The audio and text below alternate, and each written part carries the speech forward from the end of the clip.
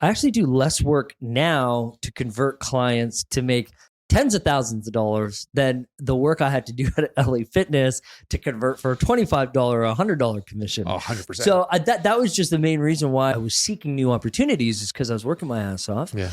About 120,000 in salary, commissions, and bonuses. Mm-hmm. And then it was just one day I was like, I can't do all this work for just that much, you know? So what could pay me the most per unit? And then here we are in real estate.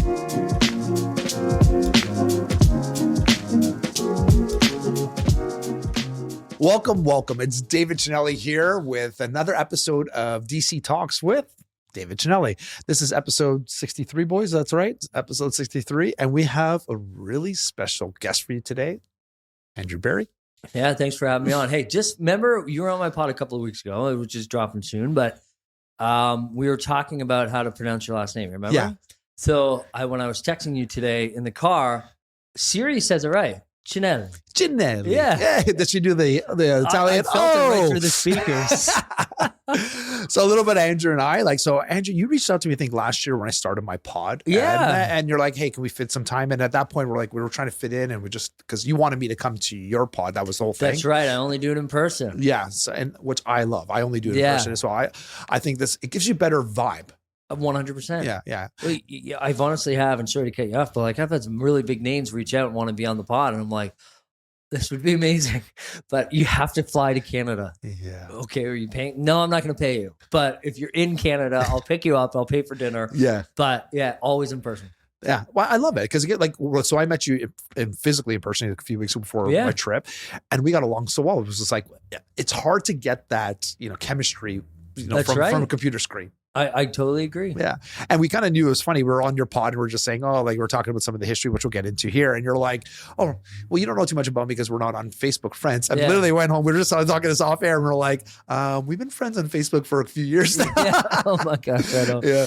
It's been pretty cool. So it's funny how the real estate brought us together. Absolutely. Yeah. You know what? I went, I think it's, maybe we touch on it, maybe we don't, but I think it has something to do with my business is 90% agent referrals. So, because everybody asks, they want me to come and talk about social media. And I said, look, I think you're going to find it super boring. Which is like, why? You do so well. You convert a lot. I'm like, yeah, but I'm converting you. It's other realtors. I don't create content for buyers or sellers. That's way more difficult. Yeah. I create content for realtors. And, so that's why I thought, where I would have seen you on my Facebook because I thought I was so good at that. But maybe I have some more work to do myself. Yeah, it's so funny. Yeah, now I see you on because before. Yes, now we're engaging. Even on your IG, yesterday we saw you. That was a little bit about Andrew. Let's start before we get into all the stuff and how we saw each other, which I wanted to say we comment on that. So Andrew's a realtor with Revel Realty. You're mostly based out of Niagara, Niagara on the Lake. Realize you also have an office in Muskoka as well. So you're all over, which is fantastic. I think that's great. But you also have a team with you as well, right? Yes, that's right. It's a client stage team, top 0.1%. Yeah. So that's how many people do you have underneath you right now? So we just brought on another gentleman, and then we got a couple in the pipeline. So we're sitting around 13. That's amazing. Yeah. Yeah. And how did you get started, first of all, in real estate? What did you do beforehand? And what made you have the passion to do this? So just long story short, man, I was with a company called LA Fitness and I was selling gym memberships. And they never let you leave. Well, yeah, that's right. They never It was 6 days a week, 12 hours a day. Yeah. Everything I do in my business to this day, the motivational quotes, the emails, it still stems from my old VP, Mike Rickard. So I still implement a lot of things that I learned. But the problem with where I was going was, and I'll tell you, I hope my team doesn't put me down too much, but I actually do less work now to convert clients to make tens of thousands of dollars than the work I had to do at LA Fitness to convert for a $25 or $100 commission. Oh, 100%. So that was just the main reason why I was seeking new opportunities, is because I was working my ass off. Yeah. About 120,000 in salary, commissions, and bonuses. Mm-hmm. And then it was just one day I was like, I can't do all this work for just that much, So what could pay me the most per unit? And then here we are in real estate. So you just did some research, or nobody approached you, or just like? Well, because A good friend of mine. I've been dropping his name left, right, and center on pods lately, and I've always given them credit. Mark Ferris. Oh, yeah. So Mark Ferris, I grew up with Mark. I grew up with Thomas Ferris, his younger brother. Yeah. So I've known them all my life. He was the first guy I called. I'm like, Thomas, you guys are doing crazy things, man. I'm like thinking about getting into real estate myself. And he's like, you would do amazing, because he knows my personality. Yeah. And so I'm so grateful. I even threw him out. We were talking about, I think we were talking about faith last time and all that stuff, but I've been learning how to reach out to old people again. And not in any type of nurture your database. Yeah, It had nothing yeah. to do with that. It was just like when people pop into your mind, just send them something. So Thomas literally popped into my mind last week, and I sent him a little something. He's like, man, thank you so much. I really appreciate it. Hope you and your family are well. That was it. And there you go. Yeah. I find that all the time too. I'll just reach out. That actually happened to me recently. For some reason, I had an old client, which we were touching base, and it was like, for some reason, coming home, like his name's John, it kept popping in my head. I'm like, hey John, I was in the middle of a workout, a set, and I was like resting. I'm like, hey John, how are you? And he calls me. He's like, buddy, you should call me. And I was like, it was so weird. He's like, yeah. I'm like, can you set me up with listings? And I think they stopped, because I just had him on a drip campaign, because he was always looking. Sure enough, I put him back on. We bought a property within 5 days. And I was it was like, what the hell? Like, that was last week. That was last year. I was just like, and he literally popped in my head. And it was like, he got a ridiculous deal on it. Like, he bought $450,000 for a property in Toronto, which is almost unheard of. But they had knocked down it was basically a lot. So you had to pay cash, because that's why it was available. But anyway, it was one of those things. I'm a huge proponent of that. But you know what? Here's like one of the biggest hacks. Even if you're not religious, okay? Even if you just like to give yourself positive affirmations and you believe in, the secret or the law of attraction. I've downloaded, have you ever heard of YouVersion? Yes. Yeah. So it's a Bible app. Yeah. Every day it gives you guided prayer. Yeah. And every day I open it up and something just clicks. I think I have it downloaded, but I read the Bible every day. So it's like, so I stopped using the real thing, right? Yeah. For a guy today, it took me half hour for some reason. Holy cow. For a guy who has ADHD like me, it's like guided is the best. Yeah. But it helps me. I'm like, wait a second, you have ADHD? I think we all do. I think something about realtors. I think we all have it. Right. The successful ones. I think there's something about it. ADHD just kind of. Yep. Everyone I'm talking to, like those, I'm like, you do too? Like, yeah. Like, if you look at my screen, I have 100 things open, because I can't function without that. Well, see, here's the other thing. Here's the second hack. So go read the Bible, because it's going to give you inspiration every day. Number 2, the reason why Ninja Selling is such a great book and it's so popular and sold millions of copies is because pick it up, watch it, open it up. Ninja Selling? I haven't heard that. Ninja Selling. Oh, it's one of the best. It's our Bible. It's our real estate Bible. So the way it works is that it's designed for realtors. So you open up a page. It's going to give you a topic, and it's going to give you point form in the middle of a page. And that's how I design all my morning emails. So every morning, 5 a.m., I wake up and I send an email. But I know how realtors work, because it's how I work. I can't sit there and read. That's why my accountants, my lawyers, my bookkeepers, we're all one big team. And I just say, you pick what's best for me. And that's it. If you need me to make a decision, break it down into point form. So I'm not going to read it. Well, yeah. So away on vacation, my bookkeeper comes and she's like, can you compare, like, is everything okay? I'm like, I sent you the information. Like, I can't read this. I'm like, what do you want me to know? Is there a discrepancy? And then tell me what you highlighted. Like, no, everything looks fine to us. I'm like, okay, so then what do you need me for? I'm like, okay, then just go do it. And it was almost like, I didn't mean to sound like a dick, but I was just like, I'm on vacation. I'm like, if you think it's good, I'm okay with it. That's right. That's right. Sorry, go on. I was just saying. So it's just funny how the realtors work. Yeah.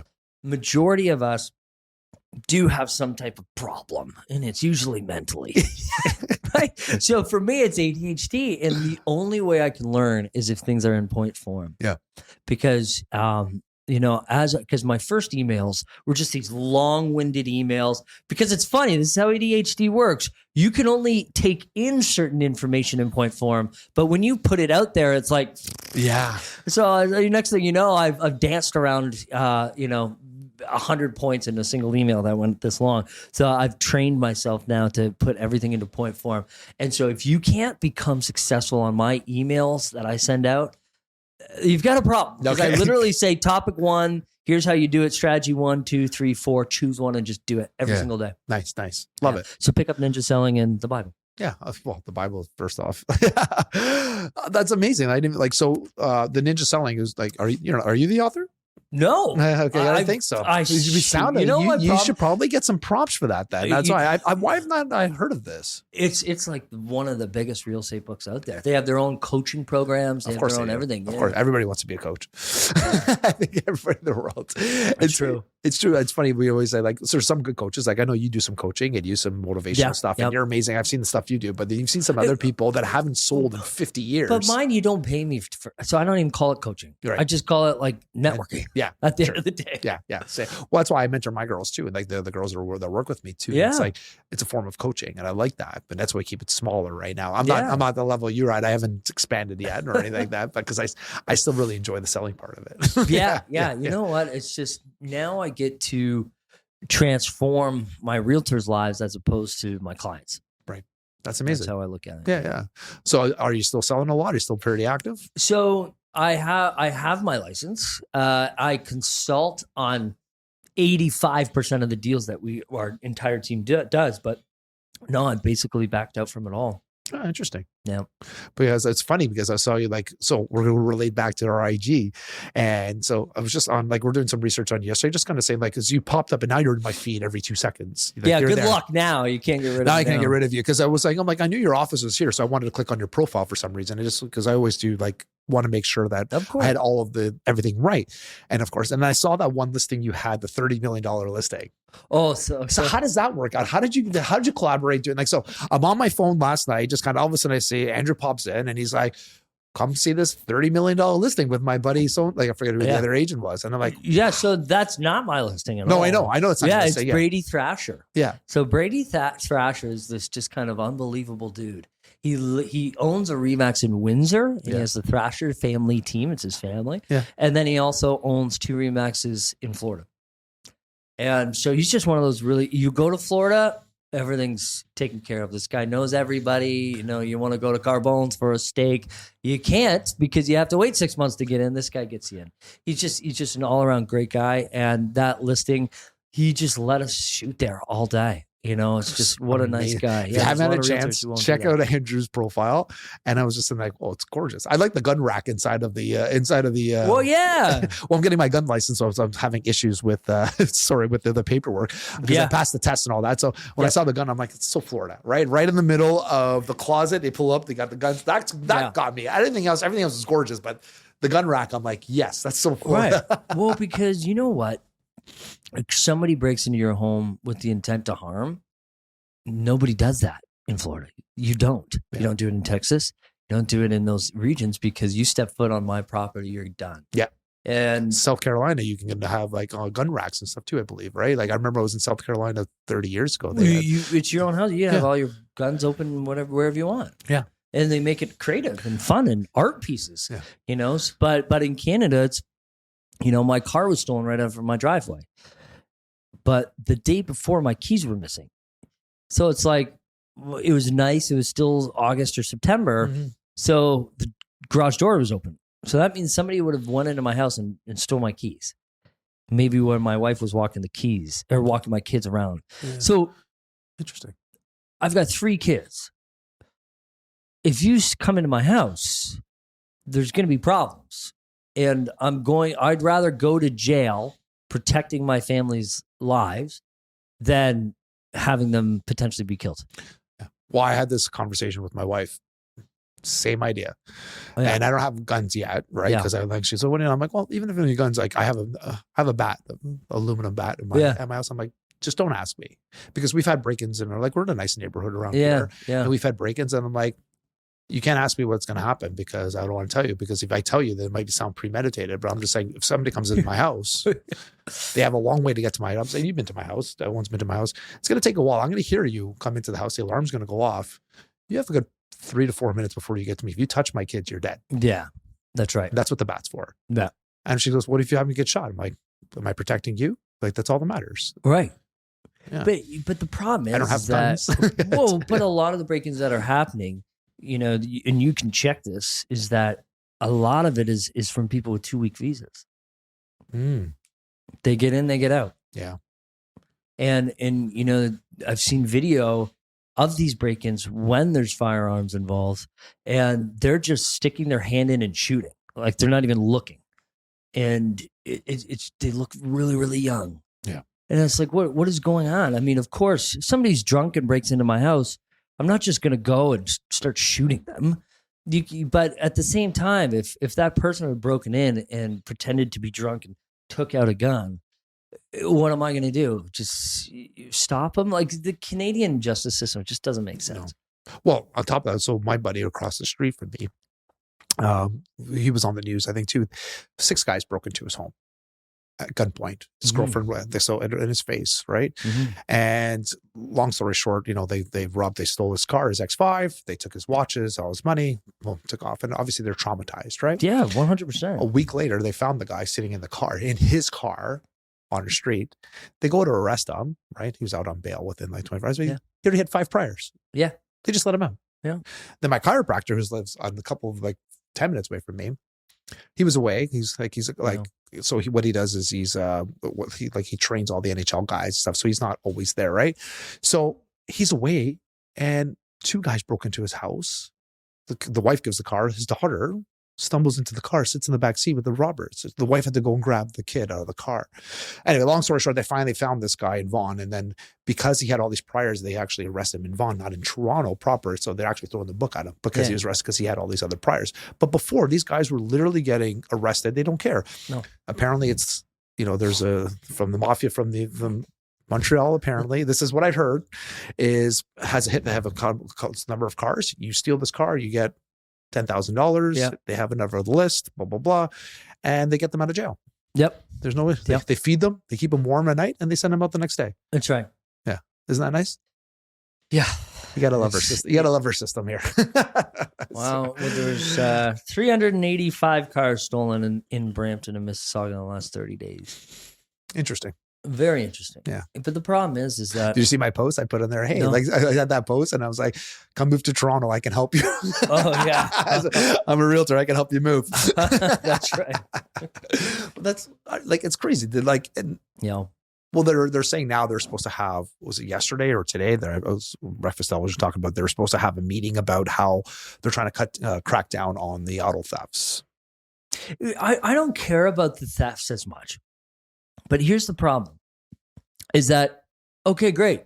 They're making cars harder to steal. So what do you need to steal the car? You need the key.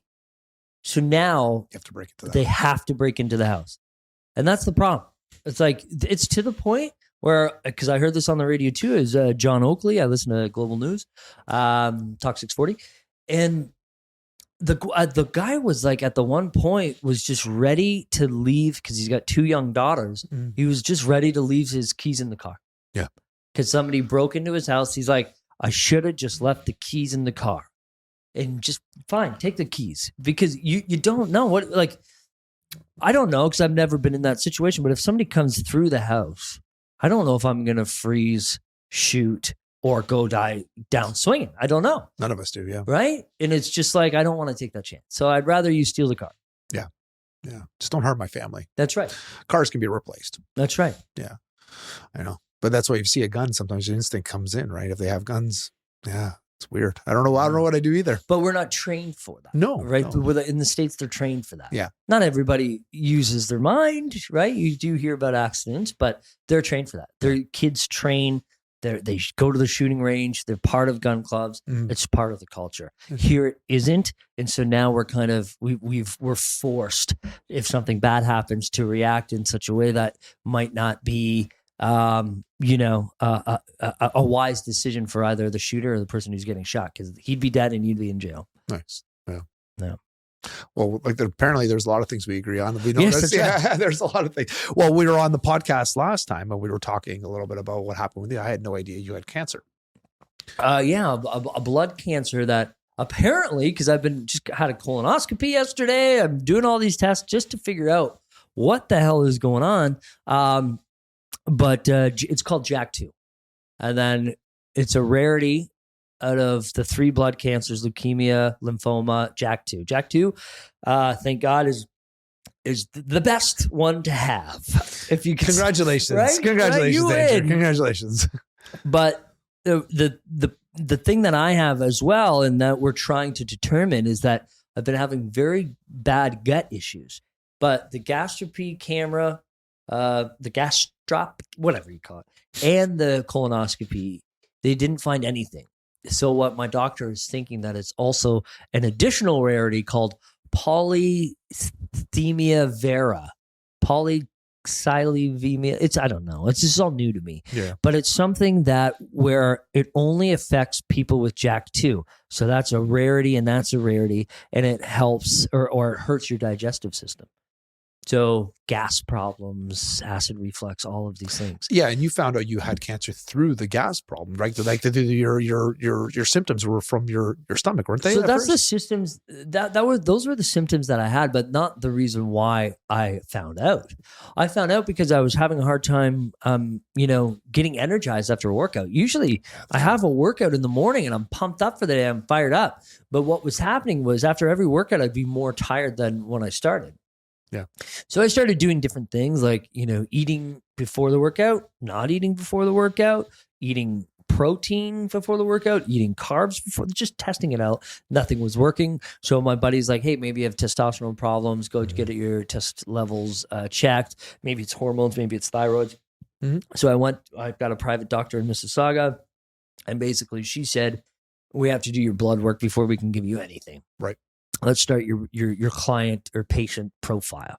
And so I did. And then she's like, your platelets are really, really high. I'm thinking that, you're at risk for blood clot and stroke. So you need to start taking baby aspirin right away. So I said, holy shit. Okay. She's like, this is really weird, Andrew. This like people with this are like 70 or 80 years old. Yeah. I'm like, oh, great. That's fantastic. So, it was on my mind already. Yeah. So, and then a couple more blood tests. She's like, okay, this is getting a little more serious. I got to pass you off to a hematologist. Hematologist says you got to do a bone marrow biopsy. And then she gave me the diagnosis of JAK2. Mm. Now, something came out yesterday because I have been experiencing, I don't know if it's just because I'm aware of it now. I don't know if it's because just the timing and the coincidence. But I've been having massive headaches for like the last 6 months. So they're like, well, it's just your blood flow. But I've been taking aspirin and my headaches aren't going away. In fact, every time I take the aspirin, especially in the morning, it gives me even more headaches. Shit. So I've been starting to take it at night and I feel a little bit better. But then yesterday there was a report. I didn't read the full report yet, but it was actually put out by who? The World Health Organization. And it says that they found links between the vaccine to heart, which we knew, myocarditis, blood. I didn't want to get it. Yeah. Right? Yeah. Platelets, brain. And so there's something that's obstructing blood flow in the brain. I posted something that said there was a mild risk for those three things. And I'm like, yeah, right. Yeah, that's right. exactly what it says. It says mild risk. I'm like, it's a rarity. So wow. I sent that over. I'm like, yeah, interesting. It was funny you said that too, because yesterday one of my agents, she messaged me. She said a 30-year-old that she knew had a niece of her client was 30 years old, dropped dead. Brain issue. And apparently that would happen to me too with my AVM. Right. And after our conversation too, that's what I've been kind of thinking about. So between this whole time, I lost my family doctor because I got strep throat really bad. Which is why you had to cancel that one day with me, right? Yeah. Yeah. And he wasn't open. So I went to the walk-in clinic and he fired me as a client because I went to the walk-in clinic. What? Fucking piece of shit. So that one was like 25 minutes away. Wait, what the fuck? So the guy, because he didn't get your money for one visit, he fired you? Yeah. Anyways, it doesn't matter because you know what? My doctor almost killed me twice, though. Remember that? Yeah, anyway. So you know what? Well, I didn't feel a good connection with this guy anyways. Yeah, and same. We found somebody in my hometown of Niagara On The Lake and it's like 2 seconds away. So now I can start the process to order the MRI because my private doctor can't order the MRI. She can basically order any test she wants, but really, my private doctor, because I was having issues again with my brain. We were with Joey. But is she also they also your family doctor? No. Too? Oh. So I pay for a private clinic. It's Deerfield. Yeah, it's right beside, it's close to Sherway. So it's on the West Ball. They gave me front of line service.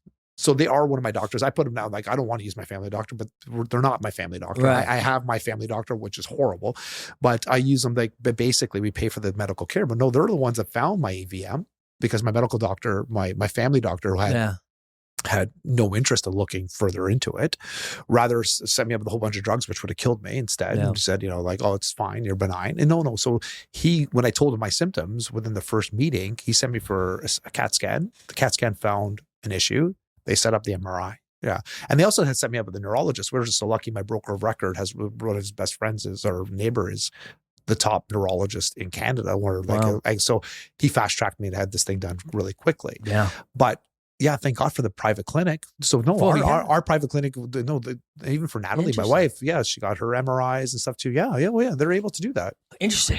But maybe you should talk to my guy.